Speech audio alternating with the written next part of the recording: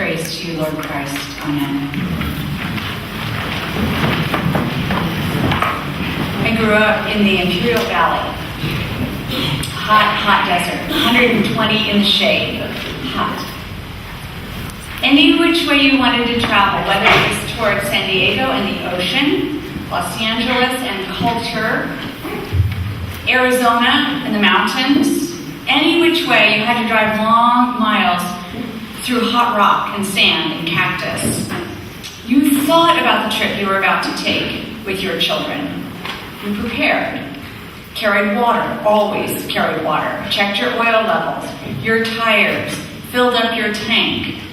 At least we did. We traveled without air conditioning, well, roll down windows, in older cars.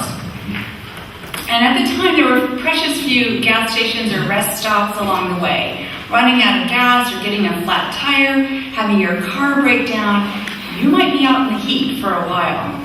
And that would be unpleasant at best. For my brothers and me, all this thoughtfulness and mindfulness and preparation before traveling was a great lesson in reality. In the desert, you don't act foolishly or thoughtlessly. The consequences are very high. Likewise, when you sign a contract to buy a house or to take out a loan for your college education, you definitely want to read the contract, the fine print. When you get married, you want to do so with thoughtful intention, not just romantic notions that everything is going to be fine. In sickness and in health, in riches and poverty, till death do us part. That's a vow that's important to think through as much as possible. Now, of course, there's always a place for sheer recklessness and optimism and hope and prayer and grace. If there wasn't, nobody would risk taking their children on a journey across the desert in an old car, or taking on future debt for a current education, or putting down roots in the housing market, or making a lifetime alliance with another human being. So dreams and hopes and taking those leaps of faith are critical, but so is thoughtfulness and mindfulness and preparation. So when the crowds are tagging along with Jesus as he is on his way to Jerusalem, meaning on his way to almost certain crucifixion, they have no idea what being with him actually is going to mean. They've given no thought to this. They're just caught up in the love of the moment, the great food, the wine, the healings, the preaching about how their lives matter. Jesus stops and has a heart-to-heart talk with them. There's a current saying, it's called a come to Jesus moment. I'm not really sure what it means. I don't really like the term. But it seems to be used in the context of getting your head out of the sand and awakening to some reality in your life. And this is one of those moments for all those people, all this crowd following him, and for us as his followers.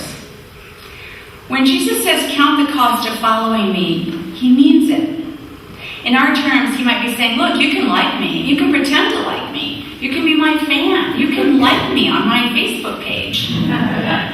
But give some real thought as to what it means to be my disciple. Someone whose life is consecrated to transformation in the way of the cross. Someone who commits to follow me all the way through to abundant life by way of the cross. And in the process, be transformed into a whole new way of seeing and living. Because here's the thing. To enter the kingdom by way of following me, it will cost you everything. Kind of knocks the breath out, right? Does he really mean that in order to be able to follow him, we have to hate our families?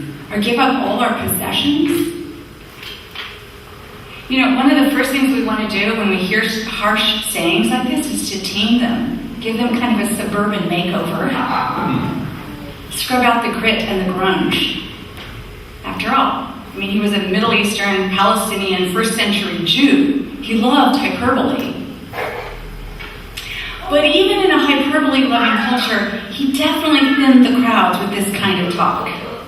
Want to follow me? Hate family, carry the cross, give up all your possessions. Jesus seemed to prefer small groups anyway. Whenever large crowds surround him, he usually finds some way to thin them out. And this does it.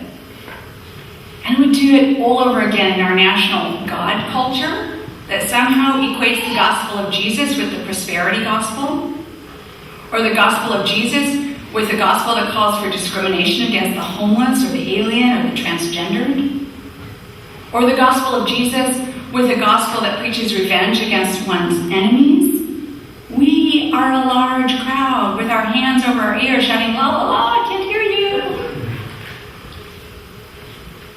So even for those of us who do hear this gospel of Jesus, it pays to read the fine print and count the cost. And keep ever before us the reward, which is transformation of consciousness, of relationship, which is fullness of life, which is radical peace of mind and heart. Because the truth is, your children are not yours to begin with. Trying to possess them only imprisons them and you. Trying to possess anything, really, is like trying to hold on to water or sand. It is bound to fail, bound to bring disappointment. We can learn something about this from our Buddhist brothers and sisters in light of these harsh, hard sayings of Jesus.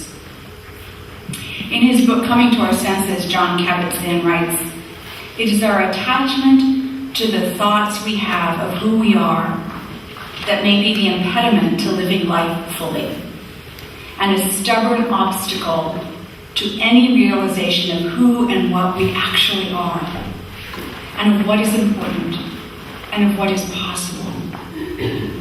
It may be that in clinging to our self-referential ways of seeing and being, to the parts of speech we call personal pronouns, I, me, mine, it's in clinging to that we sustain the unexamined habit of grasping and clinging to what is not fundamental, all the while missing or forgetting what is." In Zen Mind, Beginner's Mind, Shunryu Suzuki writes, "We must have a beginner's mind, free from possessing anything. A mind that knows that everything is in flowing change. Nothing exists except momentarily in its present form and color. One thing flows into another and cannot be grasped. Because the rain stops, we hear a bird. Even under the heavy snow, we see snowdrops and some new growth. You are not able to be my disciples if you do not give up all your possessing." That's the fine print, my friends. And I urge you to give it your attention, your thoughtfulness, your travels as a disciple through the untold troubles that are brought on by actually loving your neighbor as yourself. That's the journey we are on. And you don't want to be caught off guard. But even as you read the fine print, also know this, that when you give up possessing, clinging, hanging on as though you were entitled, when you consecrate your life to following Jesus, you gain intimate fellowship, eternal life, and joys divine. There was a reason we got into that un-air-conditioned car and made our way across the hot desert sands.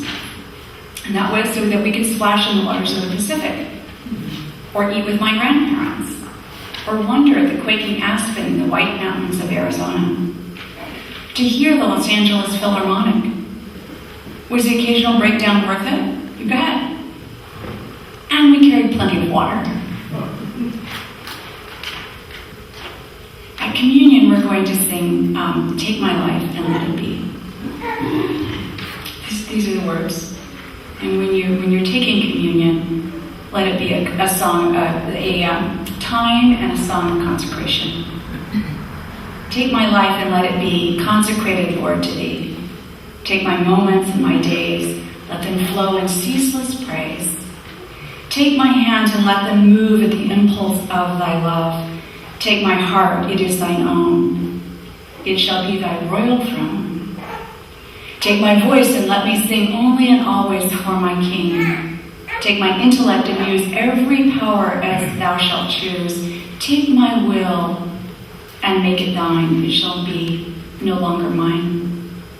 Take myself and I will be ever only all for Thee.